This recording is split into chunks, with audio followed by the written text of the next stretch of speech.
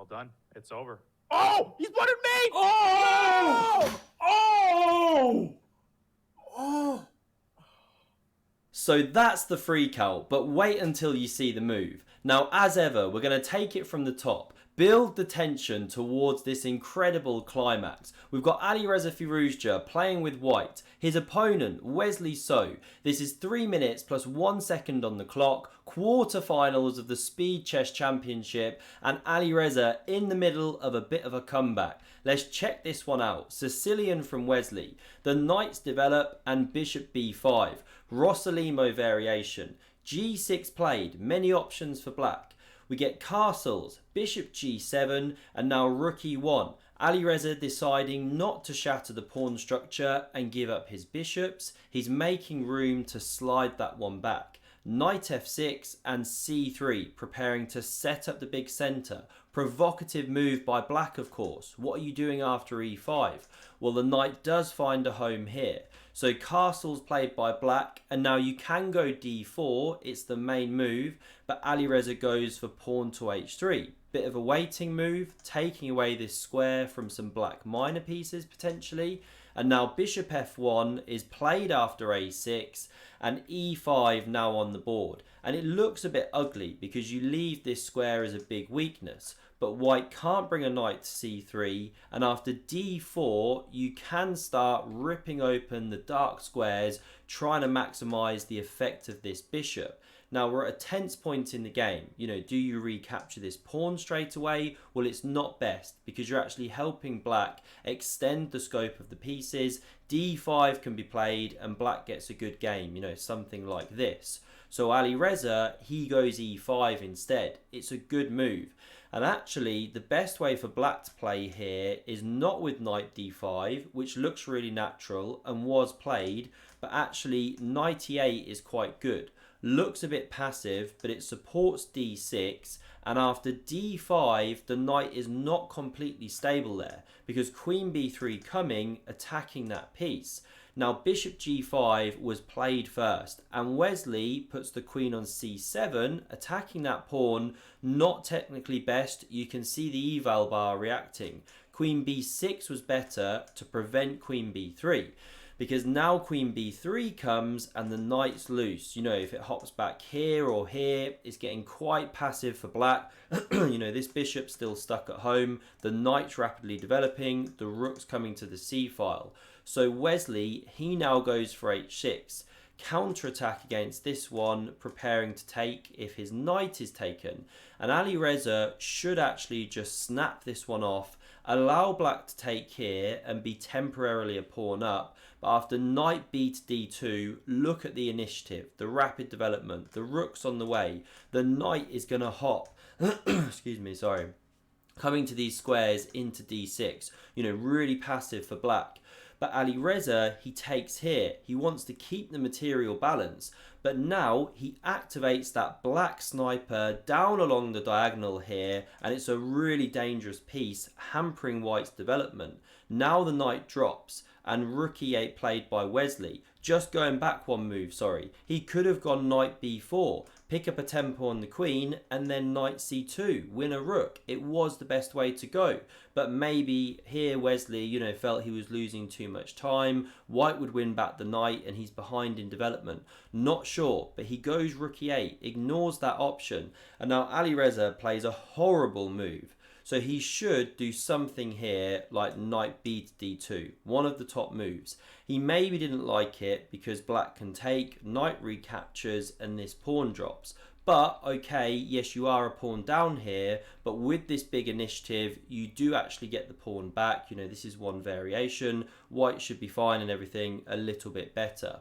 But coming back here, we didn't see this knight developing, nor did Alireza take here, was an option. He maybe didn't like leaving this one loose, but he went knight a3. Now, obviously this means that he's not putting the knight here, it can't be taken, but after b5, that one is stranded out on the edge. Okay, it can come back to c2, but not a nice square. And now here, after bishop d3, we get bishop b7, and Wesley is rapidly developing, taking over the initiative. And you can't even go for this tactic. You know, it looks like you can because the pawn is pinned. due to that queen, but there's knight takes on e5. The queen is not stable there, and once it moves, this bishop's going to drop. So that one not working. Alireza, he goes queen c5 to step out of the line of this bishop. Technically bishop e4 was best. That's why the evaluation bar here is dropping down. Now we get rook ac8, and the problem with this queen is it's getting kicked all over the board. We get bishop e4, and now here Wesley drops back. He had many good moves, but this one's still decent. Opens up his rook, a cannon blasting down this file against the queen. So Alireza moves the queen again, and look at his time, by the way, playing on seconds now against a minute for Wesley. You just can't do this. Rook e6 drives that queen away once again. You know, it's getting ping-ponged all over the board. Bishop g7 pressuring the e5 pawn, and now here we see the queen drop back, opening up the bishop, and Wesley makes a blunder. So what should he do here? Well, something like queen to e8, you know, intensify the pressure, but he snaps off this pawn. Looks like it's fine and he can do that, no problems, but he's overlooked a tactic. Can you see how white can win a piece here? So the move white can play is bishop takes c6. Simple stuff, removing the defender. Bishop recaptures, this bishop drops. You know, the rook's attacking it too. But Alireza misses it on seconds. He goes to this move, which also looks brilliant, attacking the rook, opening here, everything like that. But knight a5 is a big problem. The queen gets driven away, and then this bishop drops. Now it looks like you've just lost an entire piece, but Alireza is in time to win back a bishop. You know, he opened this double attack once again when he moved that bishop, but queen g5 is a devastating move from Wesley. He hits this knight and threatens mate. And if you play the really natural knight to f3, well, black can snap off that piece, queen recaptures, and now look at this for a problem.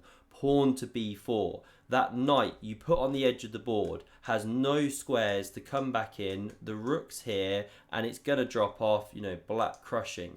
So that's why here we see knight g4. At least now if b4, the knight finds a square on c2, supported by the queen. But this knight is really unstable. You know, I was thinking immediately, why not f5? And it is the computer's top move. And you're just driving away the knight, of course. It can't move, or you get mated. So you could take, pawn recaptures, and now f4 is the top move, just to distract the queen off the g line. Bringing the queen here is actually best, by the way, to stop knight f6 check. And now the knight moves, the pawn drops, and black is just crushing it. Can't even take here, by the way, or queen g5, double attack on the knight, and a threat of checkmate. So f5, the way to go. But here we see takes, rook recaptures, and rook c1. So Wesley is trading pieces. His position's still great though. I mean, this knight is so silly out there. King h2, and this whole thing is being blitzed. Alireza down to seconds. Are we going to see a repetition? Well, no, of course not. Wesley now brings his knight back into the game. And you do have to be careful, by the way. If you go f5, bang, knight f6 check, your bishop is dropping, white is winning. You have to be so careful in chess at all moments, right? And loose pieces drop off, as they say. So knight c6, that's one piece defended, tick, good move. Knight c2 drops back, covers b4, tries to re-enter the game. King g7 now played, nice prophylactic move, covering this square, and now knight e1 from Alireza is a decisive blunder. He should go queen d1, cover the back rank, although it's still really bad and losing. He goes knight e1, but now queen c1, and how are you defending this knight? You know, you can't go king f1, or you walk into bishop c4, skewering queen to king. So what we see in the game is queen to e2, but now again bishop c4 winning, or there's pawn d3, which Wesley plays. Now you can try queen e3, but then even the queens come off, the pawn keeps marching. It's really good for black.